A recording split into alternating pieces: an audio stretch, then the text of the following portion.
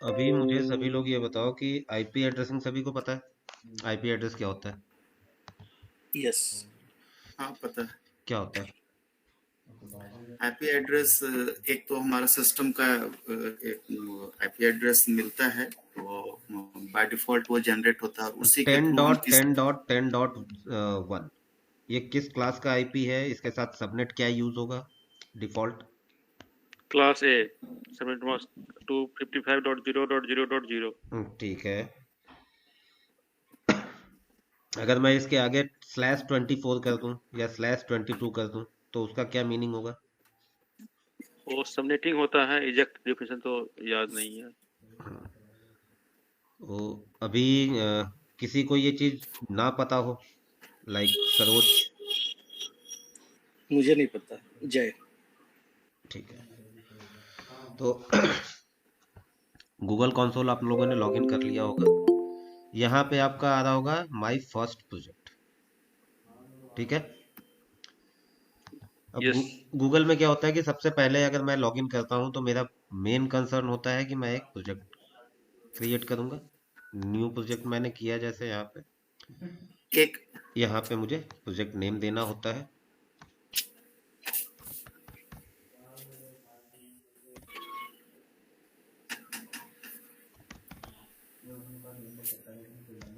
ठीक है।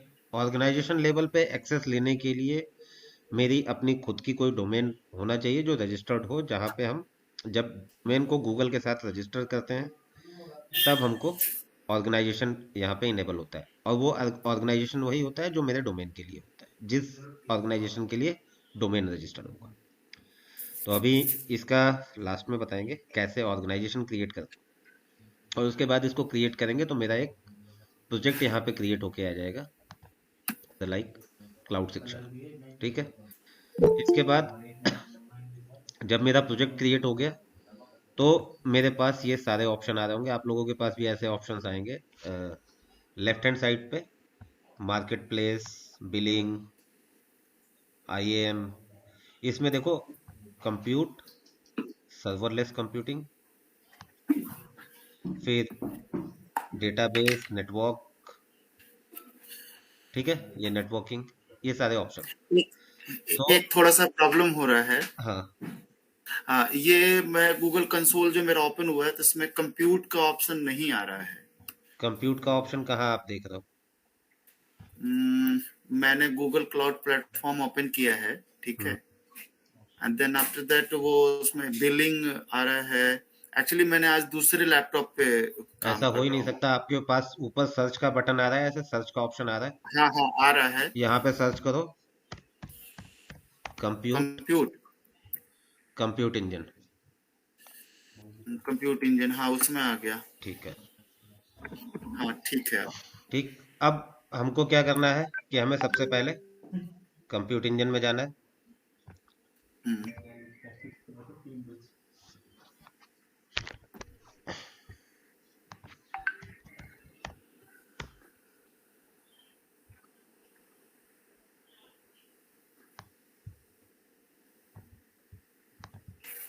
Compute engine में जाके मेरे पास ऐसे ये गूगल क्लाउड कंसोल का पांडे ऑप्शन जी, ओपन हो।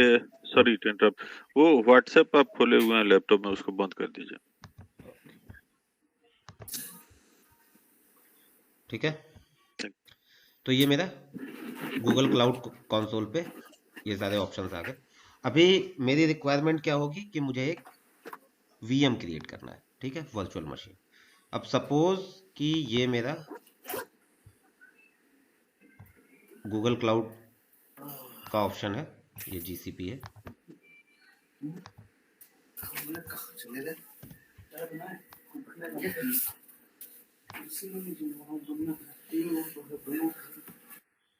ठीक है। अब जीसीपी में मैं कोई भी कंप्यूट बनाता हूँ, सपोज ये मैंने एक वर्चुअल मशीन या कोई अपना कंप्यूट बना लिया, लाइक इस कंप्यूट को अगर मैं ओपन इंटरनेट के थ्रू एक्सेस करूंगा, ये मेरा ओपन इंटरनेट है, और यहाँ पे ये मेरा यूजर। ठीक है। अब यूजर को ये मशीन एक्सेस करनी है।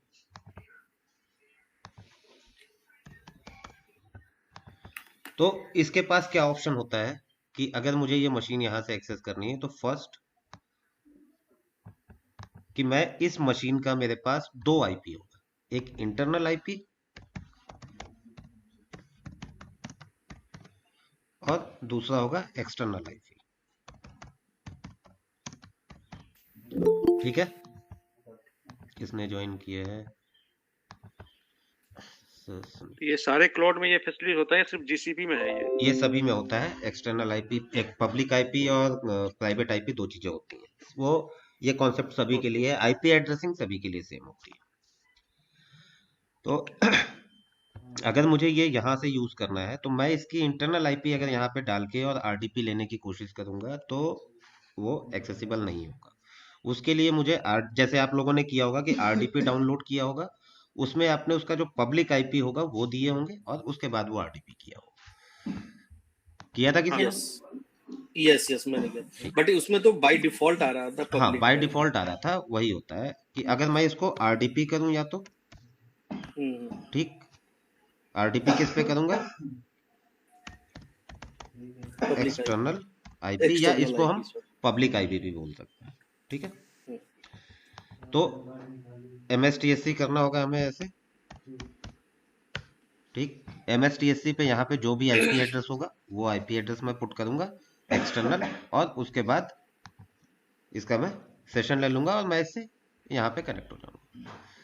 लेकिन इस केस में क्या होता है कि जो एक्सटर्नल आईपी होती है ये चार्जेबल होती है। और अगर मैं किसी रेप्यूटेड ऑर्गेनाइजेशन के लिए काम कर रहा हूँ, मैं उनको उनका कोई इंफ्रास्ट्रक्चर गूगल क्लाउड पे बिल्ड करके देना चाहता हूँ, तो वो ऑर्गेनाइजेशन कभी भी ये नहीं चाहेगी कि मेरी पब्लिक आईपी ओपन हो किसी भी कंप्यूटर के लिए।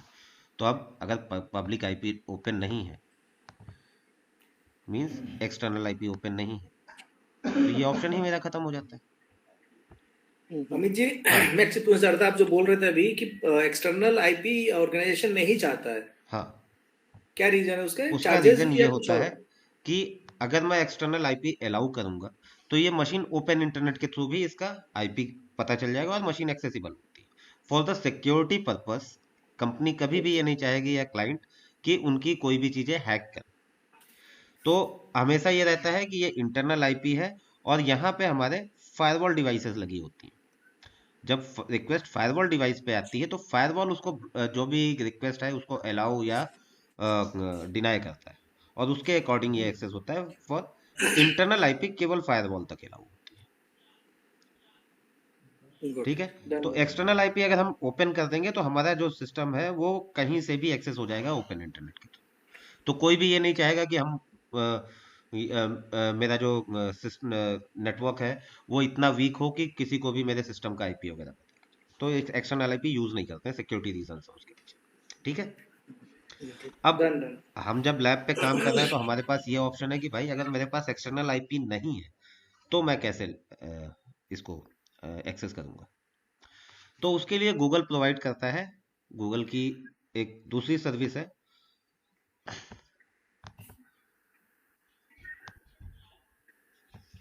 जिसको बोलते हैं आईएपी। ठीक है,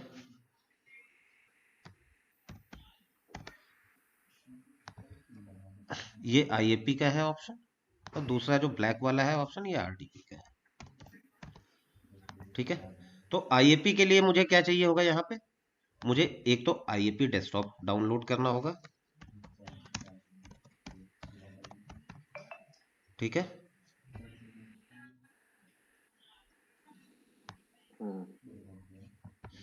और दूसरा मुझे यहाँ पे आईएपी कॉन्फ़िगर करना होगा।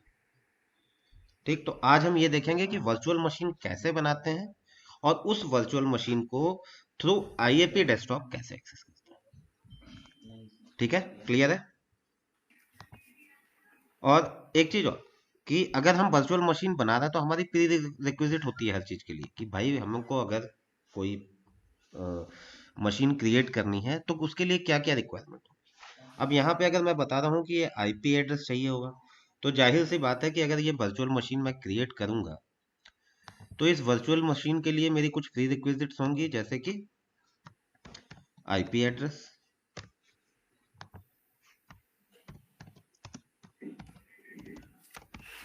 अब आईपी एड्रेस किस चीज का पार्ट होता है? नेटवर्क से रिलेटेड है, मतलब नेटवर्क होना चाहिए मेरे पास, ठीक है। तो अगर मैं गूगल क्लाउड की बात करूं या किसी भी क्लाउड की बात करूं, तो उसमें होता है वर्चुअल प्राइवेट क्लाउड, बीपीसी।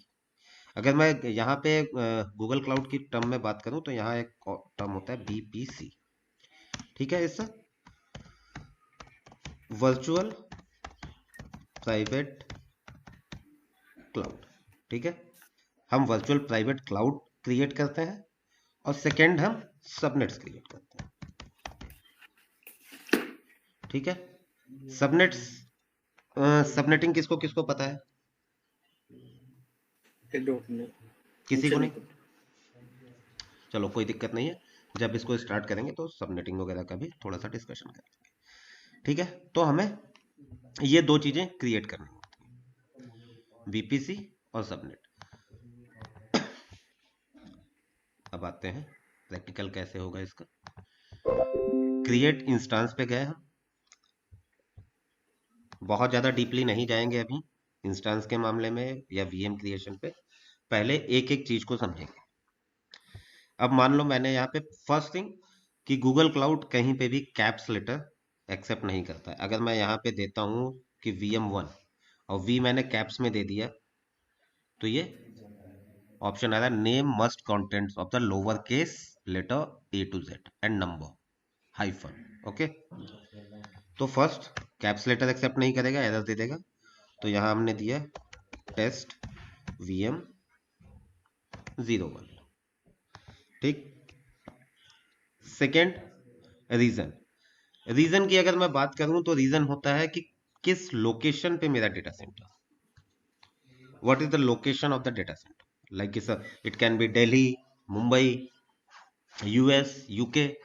तो ये सारे यहाँ पे ये रीजन दे रखे हैं, नॉर्थ वर्जीनिया, लॉस एंजल्स, ये सारे, ठीक है। इसमें इंडिया का भी लोकेशन होगा, ये रहा Delhi and Mumbai, Asia south 1 and Asia south 2, ठीक है। मुझे जो भी चूज करना है अकॉर्डिंग टू रीजन, जो कॉस्ट है वो भी वैरी करती है। कि अभी अगर मैं इसी डिफॉल्ट मशीन को जो मैं क्रिएट कर रहा हूँ एशिया साउथ के लिए लेता हूँ, दिल्ली के लिए, जोन में कोई भी ले लेता हूँ, इसकी कॉस्ट आ रही $30, ठीक है। मंथली चार्जेस हैं ये। अब अगर मैं इसी को यूएस रीजन के लिए लेता हूँ, नॉर्थ वर्जीनिया ईस्ट 4, यहाँ पे इसकी कॉस्ट रिड्यूस होकर $28 हो गई, ठीक है। तो first region, region is the physical location of the data centre, ठीक है। And zone, zone is the data centre, data centre कहाँ है मेरा, डेटा सेंटर 1 2 3। अगर मैंने दिल्ली में 3 अलग अलग डेटा सेंटर बना रखे हैं, इज लाइक दैट कि एक मशीन मेरी एक रैक में है, दूसरी मशीन मेरे दूसरे रैक में है, जिसका पावर सेक्शन भी अलग है और केबलिंग भी अलग है। मींस अगर मेरा पावर फेलियर होता है किसी एक रैक के अंदर और दूसरी रैक चल रही है, तो मेरा जो भी एप्लीकेशन है उस पे होस्टेड है सर्वर पे, वो थ्रू दूसरे सर्वर पे के रन करती रहेगी, जब तक कि मेरे दोनों के दोनों रैक कंप्लीटली स्विच ऑफ ना हो या तो पावर फेलियर ना हो, ठीक है। तो इसलिए जो जोन लेते हैं वो जोन अकॉर्डिंग टू, अगर मेरी एप्लीकेशन है मल्टीपल सर्वर्स है उस एप्लीकेशन के, तो हम ये कोशिश करते हैं कि एक एप्लीकेशन एक जोन में हो, दूसरी एप्लीकेशन दूसरे जोन में हो। अगर इसी चीज को हम जोन व्यू से देखेंगे तो जो गूगल की लोकेशंस हैं, रीजन है और जोन्स है, उसका इन्होंने जियोग्राफिक डेटा अपनी साइट पे भी दे रखा है, लाइक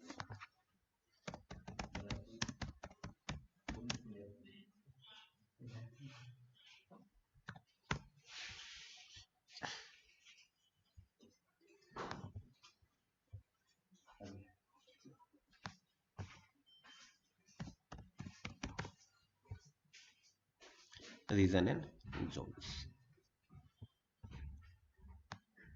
ये हर एक चीज की यहाँ पे डिटेल दे रखी, कौन सी लोकेशन है, उसके अकॉर्डिंग क्या मशीन टाइप है, और ये सारी चीजें। अब हम इसी चीज को यहाँ सर्च करते हैं। ये तो मेरा जोन हो गया, ठीक है। अब मैं देखूंगा अब कि मुझे एक चीज मशीन पूछना कौन सी। था, ये जो जोन बाय जो मशीन्स हैं वो हम्म। बेसिक सबके अलग अलग होते हैं क्या? स्टैंडर्ड एक जैसे स्टार्टिंग मशीन होता है बेसिक का, तो जोन बाय सबके अलग अलग मशीन होते हैं या एक जोन, मशीन? अभी जोन पे कोई मशीन नहीं आ रही है। अभी केवल अभी हम नहीं आ ये रही चूज कर जैसे। रहे हैं कि हमें अपना, जैसे सपोज मेरी कोई कंपनी है और मैं ये डिसाइड कर रहा हूँ कि मैं अपना डेटा सेंटर कहाँ पे बनाऊंगा, हम्म। किस लोकेशन पे बनाऊंगा। मैं दिल्ली में बनाऊंगा या मुंबई में बनाऊंगा, ठीक है, वो मेरा हो जाएगा हम्म। रीजन। देन आई हाँ। नीड टू चूज कि रीजन के अंदर मैं कौन से जोन में बनाऊंगा। मैं राइट राइट, एक मेरा जोन कंसेप्ट। रखूंगा या मल्टीपल जोन रखूंगा, ठीक है। राइट, मेरा ये पूछना था, जैसे ये आपका सीरीज आ गया, सीरीज जिसमें हम चूज करते भाई हैं, अभी फिर उसका वहां पे मशीन हम टाइप पहुंचे चूज हैं, करते हैं। वहां तक हम आए हैं अभी। हम नहीं यहाँ नहीं, तक हाँ है यहाँ नहीं। तक यहाँ तक मेरा कंप्लीट हुआ है, यहाँ तक कोई डाउट है? नहीं नहीं, ठीक है, नहीं यहाँ तो तक मैं एक ठीक है। काम कर देता हूँ ना, मैं इसको नीचे कर देता हूँ, आप समझ लो, आप मेरे से पूछ लो क्वेश्चन, चीजें खत्म हो जाएंगी, क्वेरी का आंसर कर देंगे। नहीं नहीं नहीं, आप कंटिन्यू करो, मैंने कोई दिक्कत इसीलिए नहीं। सेशन के स्टार्टिंग में ही बोला था, जो क्वेरीज हैं मेरे कंप्लीट करने के बाद वो क्वेरीज पूछी जाएंगी। ओके। और ओके सर। आप आगे ना भागो, क्योंकि और भी लोग हैं, उनको भी समझना है, राइट राइट, ठीक है। ठीक है। तो मैं बीच बीच में ये जरूर पूछता रहूंगा कि जो चीजें मैं बता रहा हूँ उसमें अगर डाउट है तो वहीं तक की लिमिटेशन अभी आपकी यहाँ तक है, यहीं तक मैंने बताया, ओके ठीक है। ओके। अब आते हैं मशीन पे। तो पहली चीज तो देखो, आप रीजन के अकॉर्डिंग अगर हम जाते हैं तो रीजन के अकॉर्डिंग भी हमारी मंथली जो एस्टिमेटेड कॉस्ट है वो वेरी करती है। इस वेरीज ऑन द रीजन, कि हम कौन सा रीजन ले रहे हैं। सपोज हमने हांगकांग ले लिया, अभी मेरी मशीन टाइप वही E2 सभी के लिए सेम है, लेकिन यहाँ पे देखो कॉस्ट मेरी इंक्रीज हो गई ना, इज $35 मंथली। लेकिन अगर इसी को फिर से मैं नॉर्थ वर्जीनिया कर देता हूँ तो मेरी कॉस्ट $28 हो गई, 29 समझ लो, ठीक है। रीजन तो कंपनी वही सिलेक्ट करेगी ना जो नियर नियर हाँ, बाय जो भी रहेगा। नियर बाई होगा कंपनी का, ठीक। सेकेंड, अब मैं मेरा आता है कि मुझे मशीन्स कौन सी लेनी है। लाइक मेरे पास तो बहुत सी एप्लीकेशन होती हैं, लाइक वेब सर्वर्स होंगे, डेटाबेस सर्वर्स होंगे, फिर एप्लीकेशंस होंगी, लाइक सैप की एप्लीकेशन है, अकाउंट्स के लिए अलग चल रही है एप्लीकेशन, सेल्स के लिए अलग चल रही है। तो उस तरह से अब हर एक एप्लीकेशन की जो रिक्वायरमेंट होती है वो अलग होती है। जैसे ग्राफिक्स की एप्लीकेशन है, उनके लिए हाई सीपीयू और रैम की नीड होती है। जो डेटाबेस एप्लीकेशन होती है उसके लिए हाई सीपीयू, मेमोरी, और उसको डिस्क भी एक्स्ट्रा चाहिए होती है। फिर अगर मेरी कोई वेब एप्लीकेशन है तो वो मेरी वेब एप्लीकेशन नॉर्मल सीपीयू पे भी चल रन कर जाएगी और नॉर्मल मेमोरी पे भी, ठीक है। तो उसके अकॉर्डिंग हम चूज करते हैं कि हमारी कौन सी एप्लीकेशन है। वो भी एप्लीकेशन टीम हमको सजेस्ट करती है कि मेरी इस एप्लीकेशन की ये रिक्वायरमेंट है। तो अगर मैं जनरल पर्पस पे जाता हूँ तो जनरल पर्पस पे मेरे पास N2 सीरीज है, E2 सीरीज है, N2D सीरीज है, और हर एक सीरीज के लिए देखो N2D पावर्ड बाई AMD, ठीक है। बाकी जो भी हैं वो इंटेल के हैं। ये देखो N1 series powered by Intel Skylake CPU platform. N1 तो पुराना सीरीज हो गया ना, हाँ। First generation. N2 powered by Intel, ठीक है। और N2D जहां पे भी आ गया वो that is powered by AMD। अब अगर मैं E2 की बात करूं तो E2 में भी मेरे पास ऑप्शंस होंगे हाई मेमोरी के, हाई सीपीयू के, like this is custom. Custom में मैं अपने अकॉर्डिंग इसको वेरी कर सकता हूँ, लेकिन कस्टम के रेट ज़्यादा होते हैं अकॉर्डिंग टू, अगर मैं जो इनका डिफॉल्ट है वो लेता हूँ। तो अब इसमें क्या है, E2 micro, E2 small, E2 medium, ये सारे शेयर्ड कोर हैं, ठीक है। इसकी कैटेगरी है। फिर आता है standard, E2 standard, 2 4, 2 means 2 vCPU, और 2 into 4 करेंगे तो 8 मेमोरी, 8 GB। ये 4 है, it means 4 vCPU, 4 into 4 16 GB। ऐसे ही 8 into 4 32 एंड 8 vCPU, ठीक है। ये हो गया तो जो ये स्टैंडर्ड। पेज का जो इंटरफेस है, जो मतलब ये फ्री वाला है, जो एक्चुअल में रहेगा उसका इंटरफेस ऐसे ही रहेगा, सेम रहता है। सेम रहेगा, ओके। ठीक।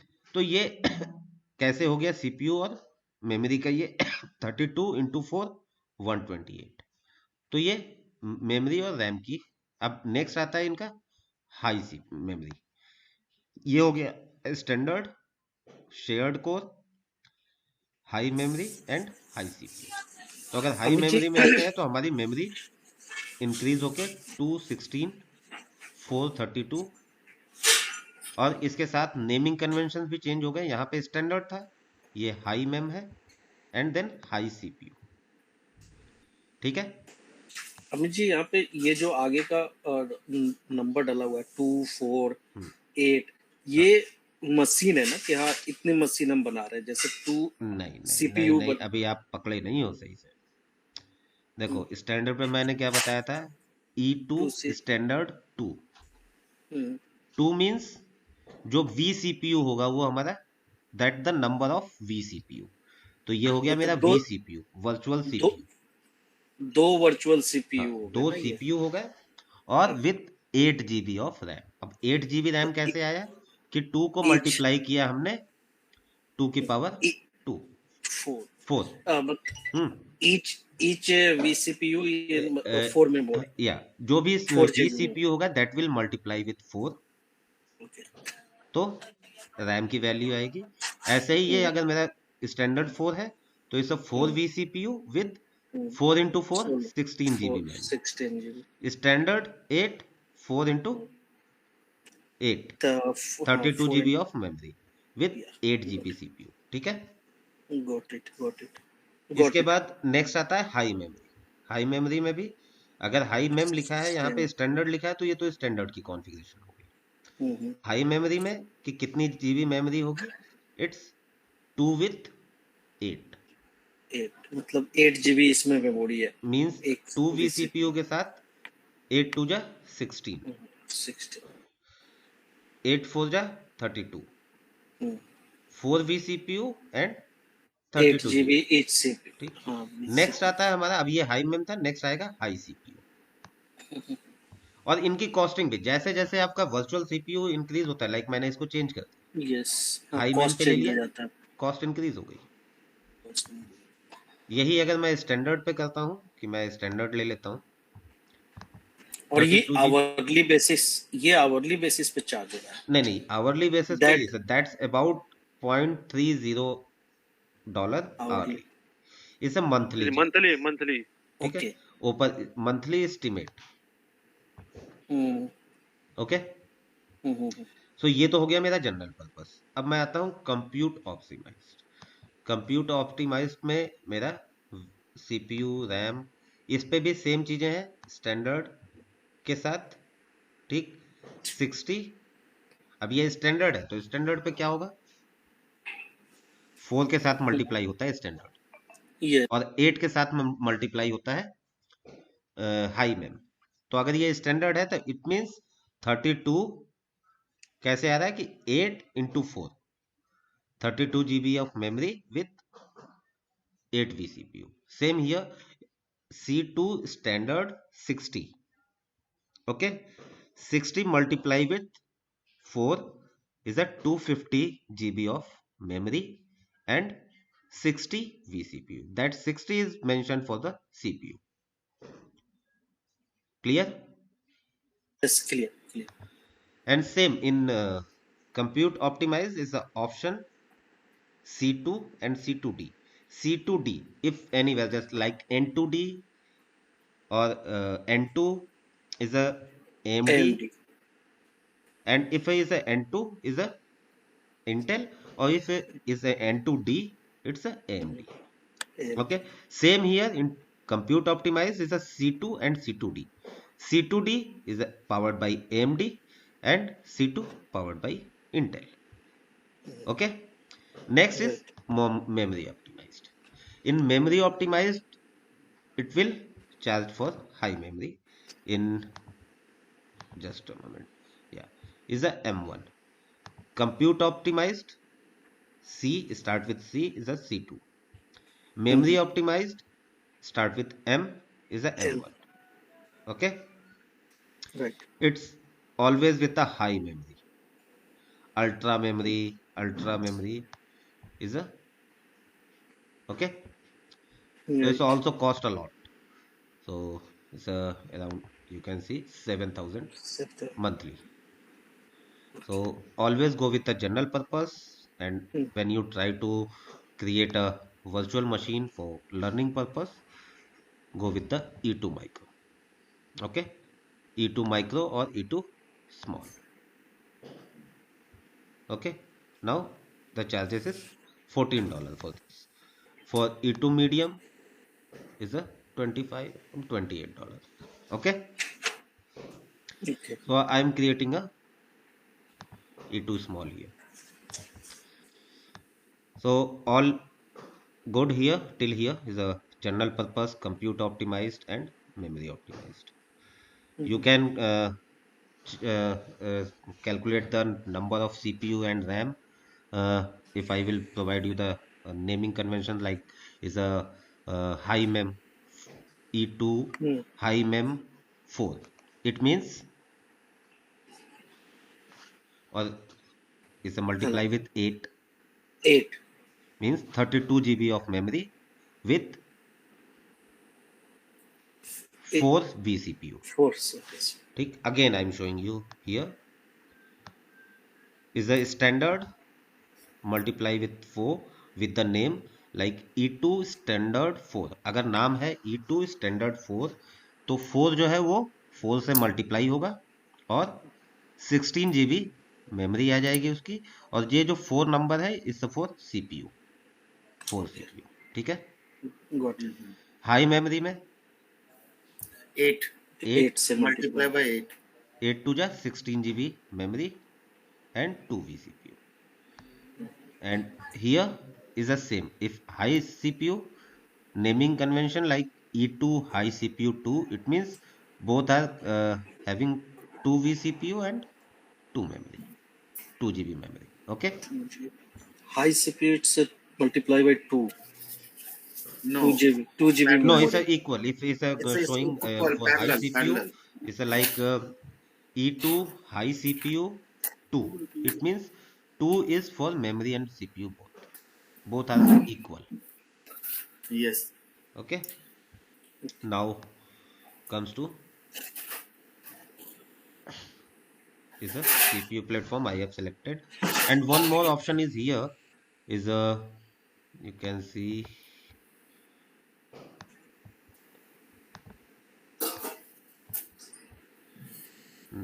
that is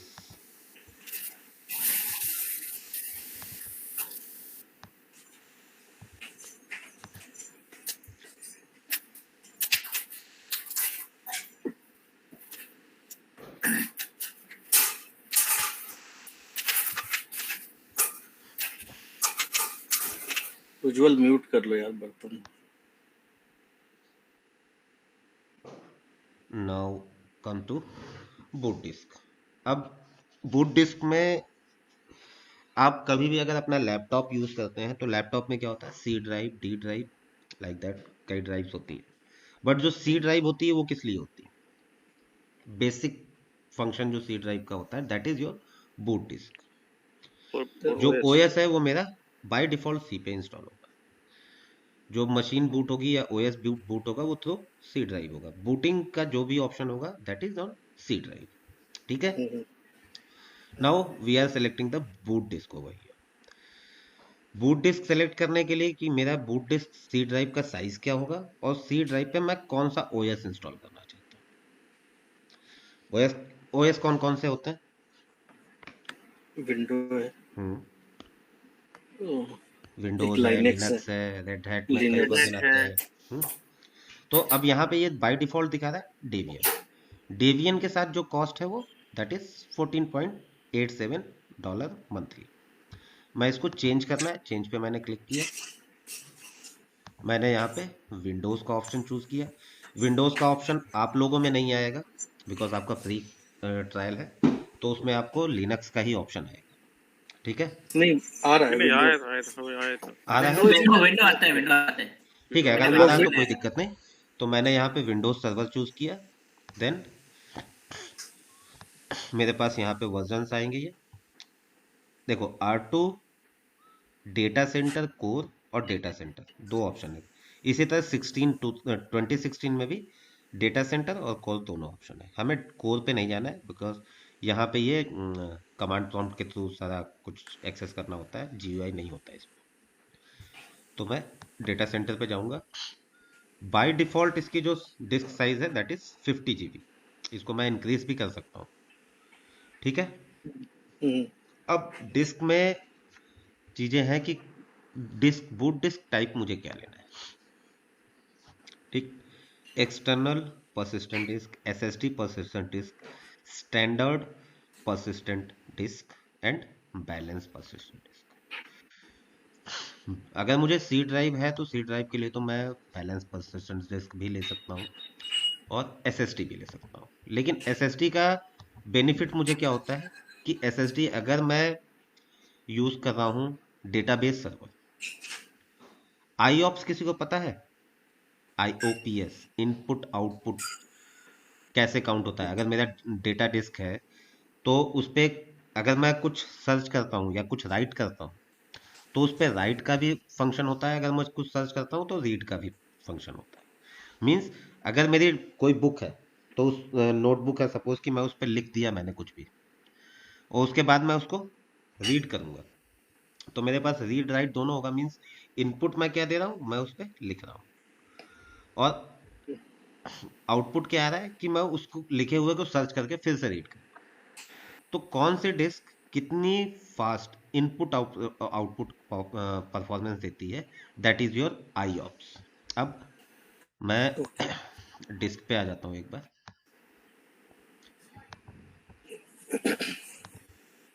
ये सॉरी थोड़ा, अब ये डिस्क टाइप है तो इस डिस्क टाइप को हम कैसे चूज करते हैं, इसकी क्या कैटेगरी होती है, उसके लिए मैं यहीं कंप्यूट इंजन जब आप सर्च करोगे, ये देखो VM इंस्टेंस आ रहा है, ठीक। इसमें ही नीचे स्टोरेज आता है डिस्क। अभी मेरे पास कोई भी डिस्क नहीं है, that's why is asking me to create a disk. मैंने यहाँ पे क्रिएट डिस्क किया। अब डिस्क नेम वगैरह पे ज़्यादा फंक्शन पे नहीं जाना मुझे।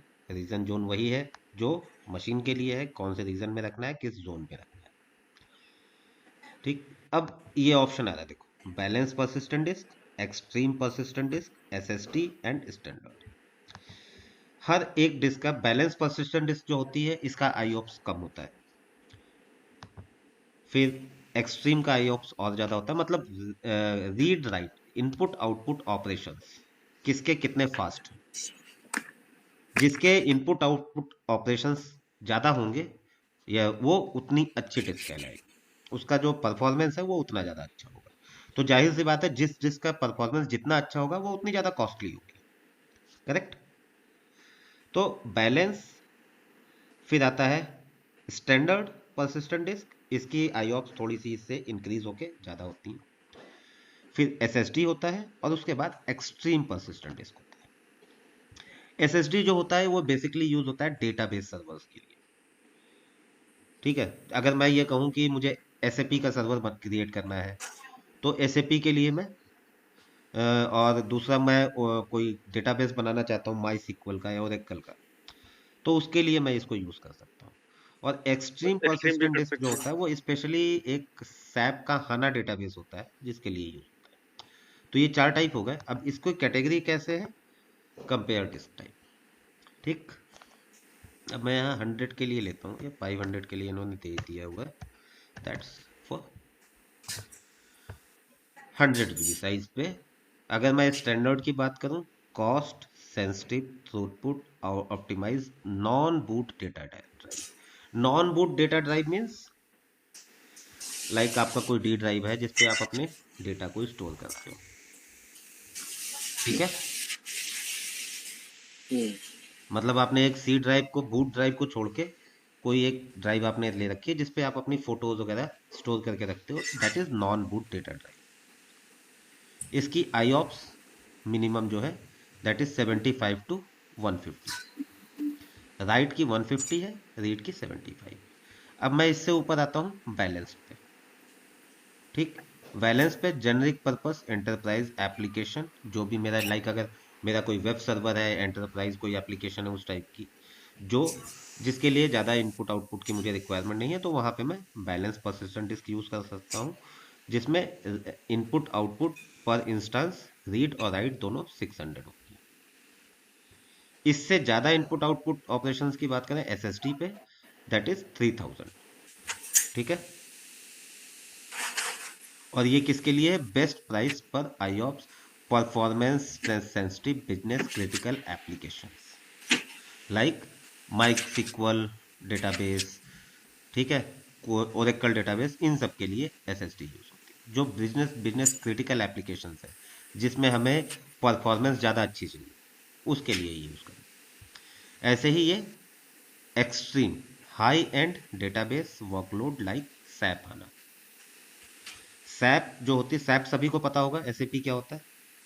मुझे नहीं पता। एसएपी एक एप्लीकेशन होती है, एंटरप्राइज एप्लीकेशन, जो बेसिकली अकाउंटिंग वगैरह के लिए यूज होती है। ओके, ठीक, अगर आपका जो सैलरी स्लिप वगैरह होता है वो सारा कुछ मैनेज सैप के थ्रू ही होता है। सैप होता है एक बिजनेस अकाउंटिंग सॉफ्टवेयर। टैली भी होता है, टैली का भी इन्होंने या एक वर्जन निकाल रखा है जो सैप, छोटी ऑर्गेनाइजेशन है वो टैली यूज करती है। तो सैप में जो है, सैप के लिए सैप हाना एक इनका डेटाबेस होता है जिसके लिए extremely high input output operation वाली डिस्क की रिक्वायरमेंट होती है। और इसमें ये अप टू 00 जो दे रखा है, ये 0 नहीं है, इसको आप 1.2 lakhs तक सेट कर सकते हो, 10,000 to 1.2 lakhs। ठीक है, इसको मैं यहाँ क्लोज करता हूँ और मैं इसमें एक्सट्रीम परसिस्टेंट लेता हूँ। ये देखो आ गया, इज अ साइज कितने जीबी का है और ये इनपुट आउटपुट जो है वो कितना दे सकते हैं। Provision up to 1,20,000 IOPS for consistent extreme persistent disk performance. ठीक है, मींस बिटवीन 10,000 to 1,20,000 तक IOPS इसके लिए होती है, जो कि अगर मैं कंपेयर करूं बाकी वर्जन्स के साथ तो 1,20,000 तक किसी में भी IOPS नहीं होते। तो जैसे जैसे मेरे IOPS इंक्रीज होते जाएंगे, मेरी कॉस्टिंग भी इंक्रीज होती जाएगी। ठीक है, तो यहाँ पे मैं बैलेंस परसिस्टेंट डिस्क ले लेता हूँ क्योंकि नॉर्मल एक बना रहा हूँ, या तो आप चाहो तो स्टैंडर्ड भी ले सकते हो।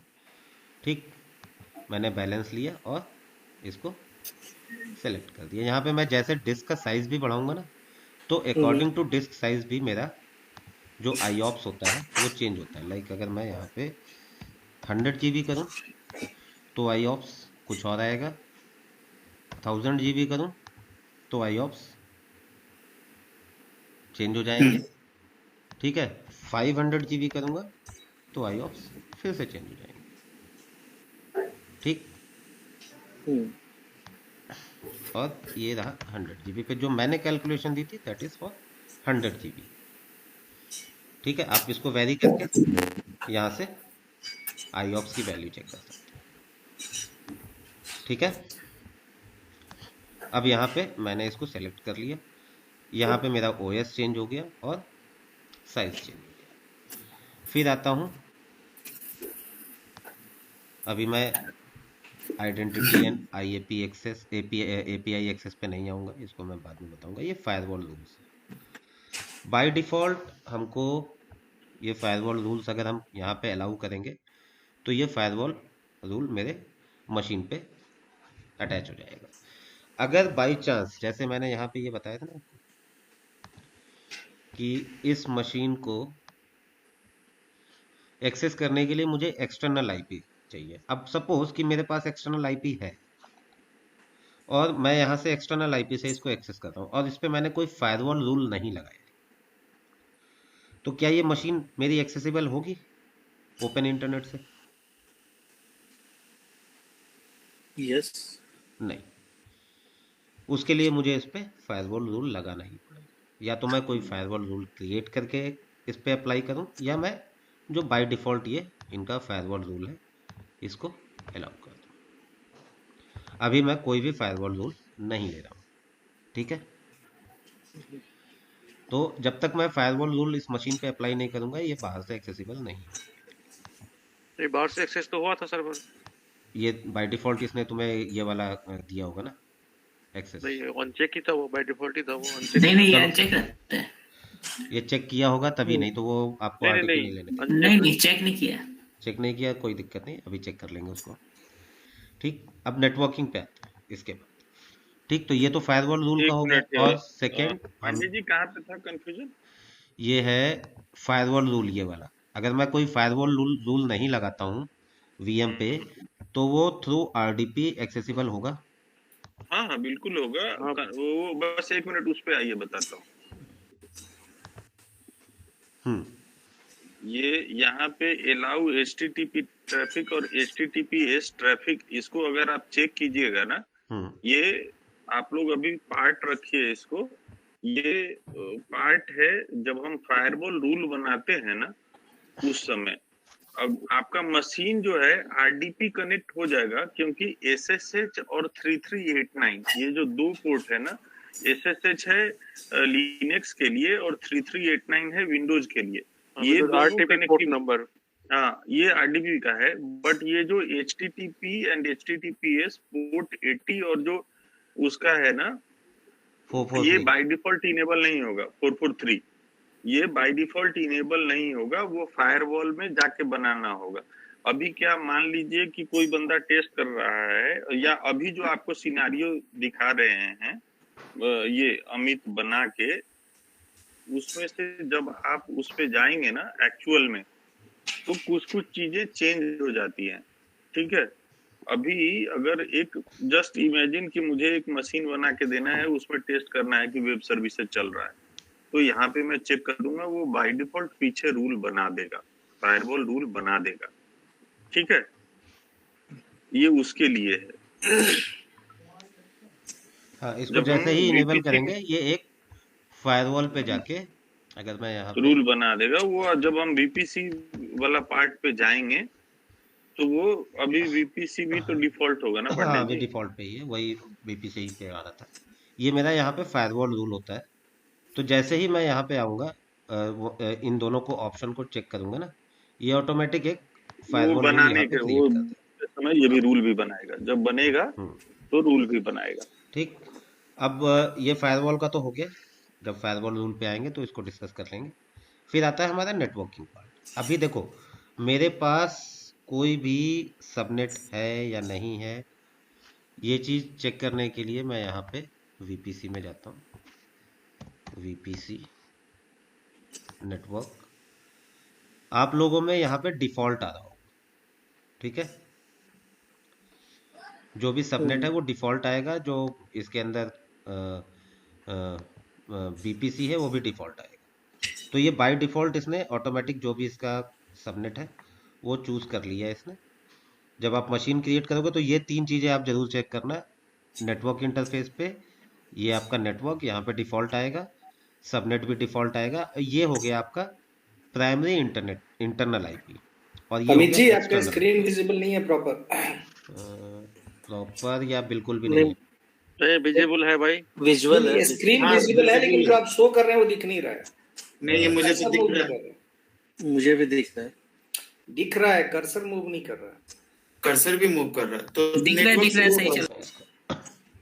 तो जब आप नेटवर्क इंटरफेस पे आओगे तो ये आपको नेटवर्क डिफॉल्ट, सबनेट और इंटरनल आईपी, ये इंटरनल आईपी मैंने आपको यहाँ दिखाया था ना, एक इंटरनल आईपी होती है, दूसरी एक्सटर्नल आईपी होती है। तो ये आपका इंटरनल आईपी होगा जो ऑटोमेटिक आपको अभी मिलेगा यहाँ। इसको फिक्स भी कर सकते हैं, उस पर सबनेट ऐसा आता है 10.0 भाई। ये तो मैंने सबनेट क्रिएट किया है इसलिए 10.0.0 शो कर रहा है। अगर मैं इसी को चेंज कर देता हूँ VPC 2 पे, तो ये 10.1.1 हो गया। तो वो मेरे पे है कि हमने किस टाइप से सबनेट बनाया है और क्या। सबनेट तो एज पर माय नॉलेज 255 से शुरू होता है ना। सबनेट शुरू 255 से कैसे होता है? वो तो IP एड्रेस ये सबनेट पार्ट होता है ना, वो सबनेट पार्ट होता है। ओके, वो उसके देखो दो तीन चीजें होती हैं, IP एड्रेस, गेटवे और सबनेट। सबनेट में भी डिफॉल्ट सबनेट होता है और दूसरा सबनेट होता है। अगर मैं डिफॉल्ट सबनेट की बात करूं तो क्लास A के लिए डिफॉल्ट सबनेट होगा 255.255.0.0.0। क्लास B के लिए डिफॉल्ट सबनेट होगा 255.255.0.0। ठीक है, तो वो रेंज पे डिपेंड करता है कि क्लास ए की आईपी है या क्लास बी की। अगर मेरी आईपी 10 से शुरू स्टार्ट हो रही है मीन्स क्लास ए ये का है। क्लास ए अच्छा की ये है। बट अगर इसमें रेंज 26 है /26, तो इसके इसका मैं साथ तो सब जो इसका सबनेट थोड़ा आएगा, फॉर्मूला भूल गया मैं। फॉर्मूला मैं आपको बता देता हूँ, इसके बाद ये कंप्लीट करके फिर आईपी एड्रेसिंग हाँ में ठीक है, बात ही कर ओके। देता हूँ। तो अगर किसी को चाहिए होगा तो वो मैं उसका भी पीपीटी भेज दूंगा। इसके बाद मैं आईपी एड्रेसिंग एक बार फोकस कर देता हूँ ताकि आप लोगों के माइंड में कंफ्यूजन ना हो। तो यहाँ तक जब ये आप आओगे, नेटवर्क पे आओगे, तो नेटवर्क सबनेट ये दोनों आपका डिफॉल्ट होगा, क्योंकि अभी तक आपने बीपीसी और सबनेट क्रिएट नहीं किया। तो डिफॉल्ट सबनेट और डिफॉल्ट बीपीसी आपका क्रिएट होगा वहाँ पे। आईपी एड्रेस में इंफेरल, इंफेरल क्या होता है? इंफेरल मीन्स कि जब भी आप इसको अपने सर्वर को रीस्टार्ट करोगे, एक नई आईपी यहाँ पे जनरेट हो जाएगी। ये हर बार सेम आईपी नहीं मिलेगी आपको। एक्सटर्नल आईपी हमें लेना नहीं है, क्योंकि मैंने यहाँ पे आपको बताया था कि एक्सटर्नल आईपी हमें यूज नहीं करना है, हमें दूसरे ऑप्शन पे जाना है थ्रू आईएपी। ठीक है, तो मैंने एक्सटर्नल आईपी को कर दिया नन। क्लियर? तो अभी मेरे पास क्या हो गया? इंटरनल आईपी हो गई। बट ये अजूर में तो आईपी एड्रेस हर एक बार चेंज नहीं होता, उसमें तो आईपी एड्रेस फिक्स रहता भाई है। मैं अभी एज़्योर की बात नहीं कर रहा हूँ। अगर एज़्योर की बात करनी होती तो मैं यहाँ पे नहीं होता अभी। आईपी नहीं आईपी एड्रेस तो फिक्स रहता है ना शायद, वो नहीं नहीं कहीं पे भी आपको नहीं होता है कंफ्यूजन है, फिक्स। अजूर में भी फिक्स नहीं रहता है। कहीं पे भी अच्छा, फिक्स नहीं ठीक होता है। है आईपी एड्रेस, जब तक कि आप स्टैटिक आईपी नहीं लोगे, मतलब आईपी को रिजर्व नहीं करोगे। हाँ स्टैटिक आईपी मतलब ठीक है, हाँ। तो अभी इंफेरल ही लेके चलेंगे। इंफेरल और जो एक्सटर्नल आईपी है उसको हम नन रखेंगे। डिस्क हमें इंक्रीज नहीं करना है, मेरी एक ही डिस्क रहेगी, सी ड्राइव। हाँ, अगर मुझे डी ड्राइव भी चाहिए, ई ड्राइव भी चाहिए, मल्टीपल डिस्क चाहिए, जैसे डेटाबेस सर्वर, तो उसमें मेरा एक ओएस डिस्क, बूट डिस्क हो गई। उनको एक डेटाबेस सर्वर के लिए ड्राइव चाहिए होगी, एक उनको स्टोर करने के लिए लॉग्स के लिए ड्राइव चाहिए होती है। तो उस केस में हम यहाँ पे जाके ऐड डिस्क कर सकते हैं, और ये सेम ऑप्शन यहाँ पे आ जाएगा। और ये सारी चीज़ें हमको करनी होंगी। डिस्क कैसे करनी है, डिस्क क्रिएट करने के लिए बाद में बात करेंगे। ठीक, अभी डिस्क टाइप आपको पता है सारे ना, 4 टाइप की डिस्क होती हैं, बैलेंस, स्टैंडर्ड, एक्सट्रीम SSD और एसएसडी। ठीक है, आईऑप्स कैसे होते हैं वो आप चेक कर सकते हो।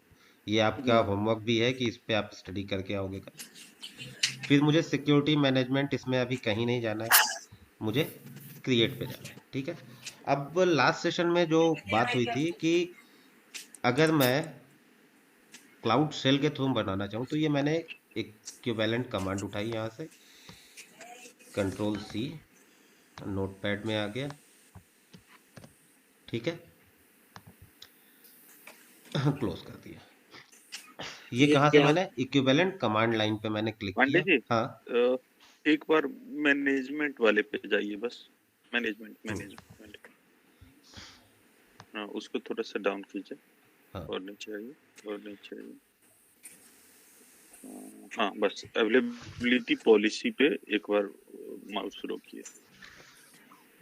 ये नहीं, इसको हम कवर करते हैं थोड़ा सा, इनको हम नेटवर्किंग वाला पोर्शन बता दें। ये 2 मिनट का है, रुक जाइए, चलो ठीक क्लोज कर देते हैं। है, ये हाँ बस रोकिए, 2 मिनट में मैं बता देता हूँ।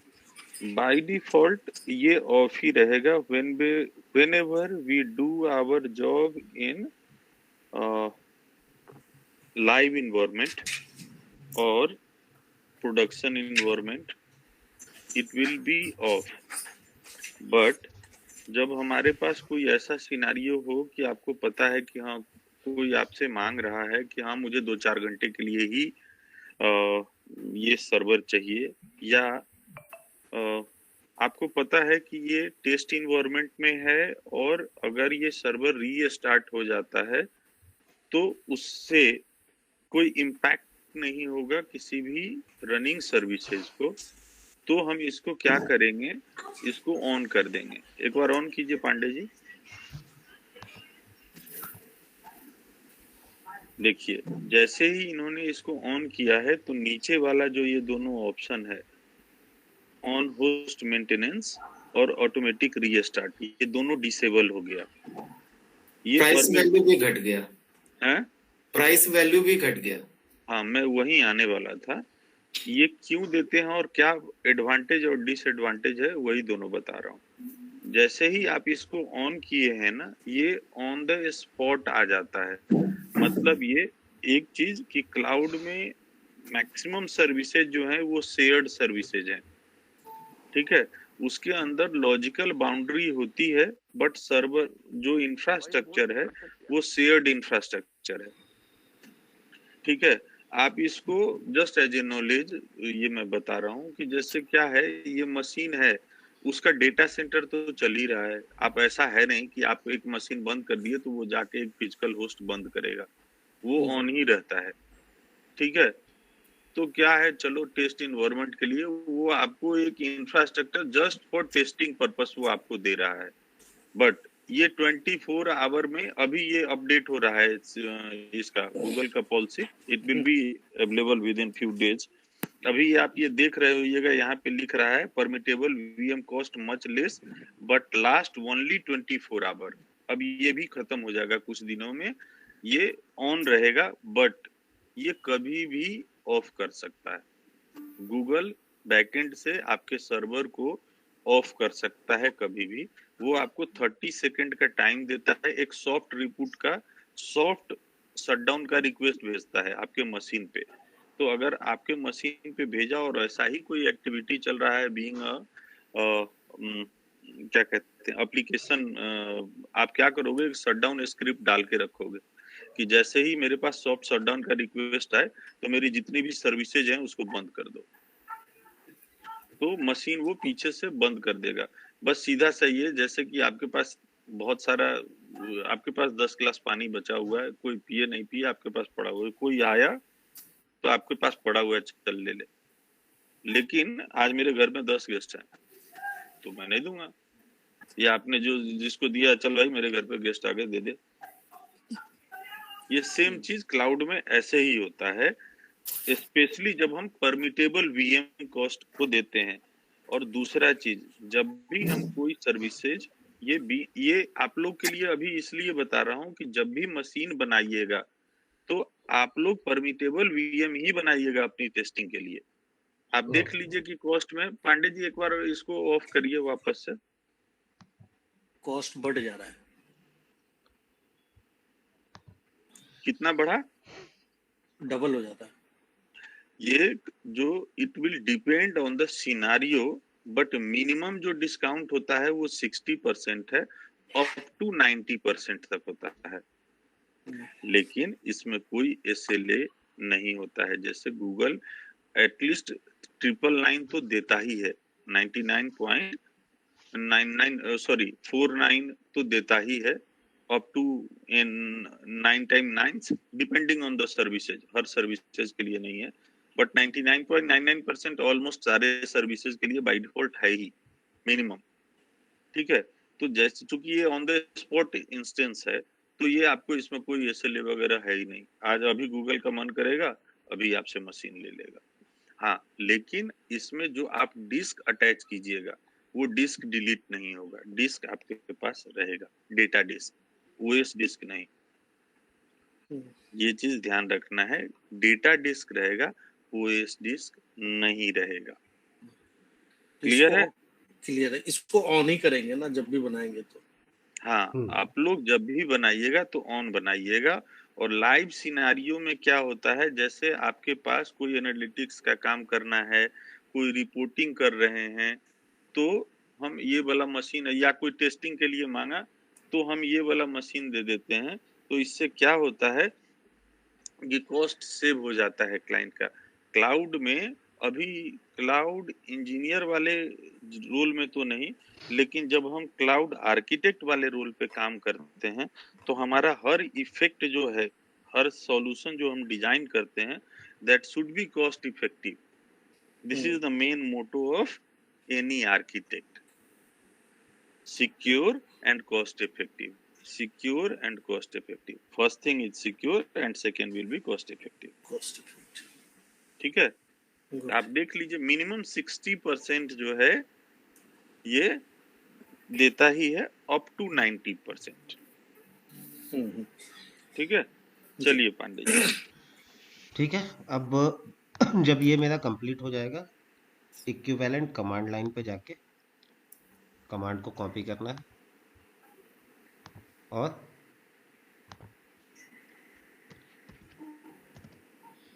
ठीक है, मैंने यहाँ से कॉपी कर लिया। फिर ऊपर जाके ये एक्टिवेट क्लाउड शेल। अब मैं मशीन कहाँ से बना सकता हूँ? एक तो मेरे पास ऑप्शन है कि मैं यहाँ से डायरेक्ट मैं क्रिएट करूँ क्लिक करके, और सेकेंड ऑप्शन मेरे पास है कि मेरे पास क्लाउड शेल भी आ गया। ये पूरी कमांड है मशीन की, इसमें सारा कुछ दिया है। टेस्ट VM1 ये दिख रहा होगा आप लोगों को। मशीन टाइप E2 स्मॉल दिख रहा है, ठीक। और विंडोज का इमेज कौन सी ली है, 2012 R2DC। तो ये सारी चीजें इसमें आ गई। अब मैं यहाँ पे आके इसको मैंने पेस्ट किया और एंटर कर दिया। ऑथराइज। इसका बेनिफिट क्या है?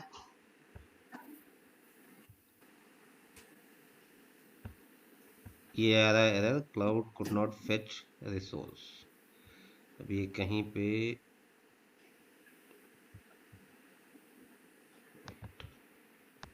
ठीक, ये VM1 मेरी क्रिएट हो रही है मशीन। अब सेकेंड मशीन को मैं कमांड लाइन के थ्रू जाके एक बार ट्राई करता हूँ, देखते हैं क्या एरर आ रही है।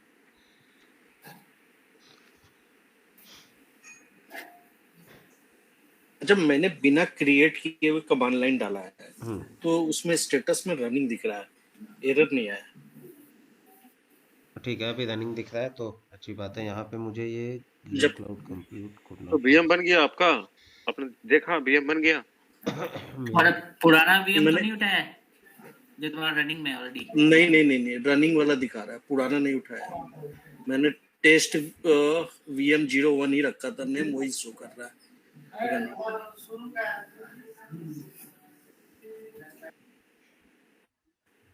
लेट मी चेक, मैं क्रिएट पे भी क्लिक करता हूँ। ओके, ये मेरे को, अगर मैं यहाँ पे समझ गया क्यों आ रहा है इशू। ये दोनों में ही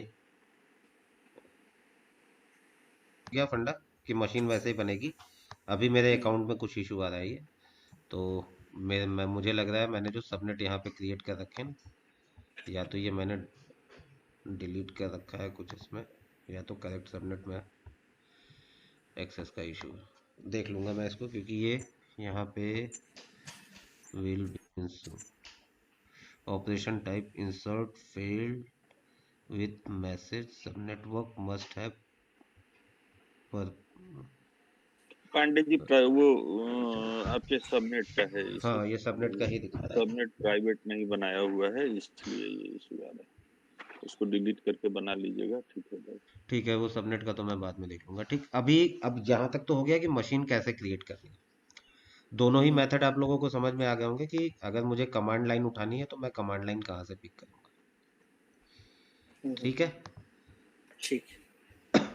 कमांड लाइन अभी चेक कर ले, इसको क्लोज कर सकते हैं ना चेक करने के बाद। हाँ। कमांड लाइन का एक बार मेरे को थोड़ा सा जो है ना कंसेप्ट क्लियर नहीं हुआ है। कोई नहीं, देखो, वो कॉन्सेप्ट पे नहीं जाना है अभी। नहीं। आपको बस ये चीज पता होनी चाहिए कि जब मैं मशीन मैनुअली यहाँ से बना रहा हूँ, ठीक है, तो मशीन बनाने के बाद मुझे जो भी कॉन्फ़िगरेशन देनी है फर्स्ट टाइम, वो मैं इस यहाँ पे मैं इंस्टेंस 1 में ये सारा कॉन्फ़िगर करके इक्विवेलेंट कमांड लाइन पे जाना है, यहाँ से इस कमांड को कॉपी कर लेना है। ठीक, अच्छा। ये इसलिए नहीं आ रहा है कि मैंने अभी तक ये सारी चीजें चूज नहीं की। नहीं, ठीक है। अच्छा, अमित जी, हाँ। रुकिए दो। अब अच्छा, वो मैंने क्लास में ये बताया था कि गूगल कंसोल से और GCP से कनेक्ट करने के लिए 4 या 5 मेथड हैं। 4 मेथड है। हाँ, क्या क्या है, याद है किसी को? याद है, बताइए। Cloud console, cloud shell, command line, rest based API। Command line और रेस्ट बेस्ड API जो है ना डिफरेंट सर्विसेज के लिए यूज करते हैं। मोस्टली हम लोग क्लाउड कंसोल और क्लाउड सेल से ही ज्यादातर यूज करेंगे। बहुत बढ़िया। आपने याद रखा है, बहुत बढ़िया उज्जवल जी। जनरली लोग मिस कर देते हैं। अब आपको केस सिनारियो भी इसका बता देते हैं, वो जो पांडे जी बताए थे ना अभी, उसी का बस थोड़ा सा एक्सटेंड कर देता हूँ। अब देखो प्रॉब्लम कहाँ आ रही थी कि मैं यहाँ पे जो चूज कर रहा था subnet, that was subnet 4 by default, ये वाला चूज हो रहा था। और ये क्या है सबनेट, ये लोड बैलेंसर के लिए मैंने एक सबनेट बना रखा है, तो इस पे मशीन नहीं क्रिएट होगी। अभी मैं सबनेट 1 में चूज कर रहा हूँ यहाँ पे, ठीक है। एक्सटर्नल मैंने नन कर दिया उबंटू के लिए। अभी मैं यहाँ पे विंडोज ले रहा हूँ। अब देखना कमांड लाइन से ही ये मशीन क्रिएट हो जाएगी। मेरे को तो ये सबनेट का इशू आ रहा था पहले, ठीक। मैंने यहाँ लिया Windows server, data centre R2 select, फिर मैनेजमेंट पे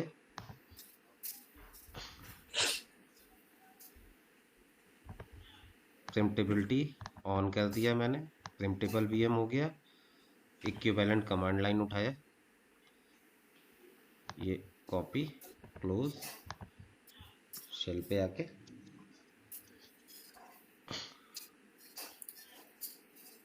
और ये मैंने यहाँ से, ठीक है। वो जो एरर था ना हाँ अमित, जब आप उसके लोड बैलेंसर के लिए जो बनाते हैं सबनेट, वो पब्लिक सबनेट होता है। हाँ हाँ, वो बाय डिफॉल्ट चूज हो रहा था, मैं देख नहीं पा रहा था कि कौन सा सबनेट चूज हो रहा है। अभी देखो ये मशीन यहाँ से क्रिएट हो गई थ्रू कमांड लाइन, और इसकी IP क्या आई है 10.0.0.5, ठीक। अगर मैं यहाँ पे इंस्टेंस 2 कर दूं, अब मैंने यही वाली जो कमांड है इसको मैंने यहाँ पेस्ट किया, यहाँ पे मैंने इंस्टेंस 2 ले लिया, ठीक है। मशीन टाइप वही रहेगा, सब कुछ वही रहेगा। अब मैंने इसको फिर से कॉपी किया, ठीक, और फिर से मैंने यहाँ पे आके कंट्रोल V कर दिया, एंटर कर दिया। मुझे सेम कॉन्फ़िगरेशन के साथ मशीन बनाने में कितना लगा टाइम? Few second. तो ये थोड़ा सा है कि इसका बेनिफिट है कि आप अगर गूगल क्लाउड सेल से जाते हो, आपको पता होना चाहिए। अब ये देखो 6 हो गई क्रिएट, ठीक है। आपको ये पता होना चाहिए कि इस कमांड लाइन में मुझे चेंजेस क्या क्या करने हैं, लाइक इंस्टेंस नेम, जोन अगर मुझे चेंज करना है तो जोन यहाँ से चेंज होगा। मशीन टाइप, इस कमांड को कॉपी कर लेना आप लोग, और कमांड में देखना एक एक चीज कि कहाँ पे जोन की डिटेल है, कहाँ पे आपके पास रीजन है, कहाँ पे OS टाइप दिखा रहा है, और उसको वर्ड के फाइल में पेस्ट करके और वो सारी चीजें बोल्ड कर लेना। नेक्स्ट सेशन में वो मुझे सभी लोग देंगे, ठीक है। तो ये आपको कमांड का, अभी जो कह रहा था ना कोई कि मुझे कमांड का फंक्शन नहीं समझ में आया, तो जब आप इसमें लाइक इंस्टेंस 2 मैंने किया था चेंज, अब मान लो मुझे एक और बनाना है इंस्टेंस 3, जोन मुझे ईस्ट US 4 ही रखना है, मशीन टाइप मीडियम की जगह मुझे स्मॉल करना है, मैंने स्मॉल कर दिया, ठीक है। सर्विस अकाउंट जो भी है ये, फिर मुझे ये चाहिए कि मुझे OS चेंज करना है। अब यहाँ पे विंडोज 2012 OS है, मैंने 2016 दे दिया, ठीक है। डिस्क साइज मैंने 60 GB दे दिया। प्रोजेक्ट मुझे क्या चेंज करना है, जो मेरा अभी प्रोजेक्ट है क्लाउड, अच्छा वही रहेगा। अब मैं इस मशीन को उठा लेता हूँ, तो मैंने इतने चेंजेस किए आप लोगों के सामने। अब मैं इस मशीन को यहाँ पे कर दिया मैंने। अब ये जो मेरी नेक्स्ट बनेगी, एरर कहाँ पे आ रहा, could not fetch the resources. अब ये आ रहा होगा कहीं ना कहीं बाय डिफॉल्ट,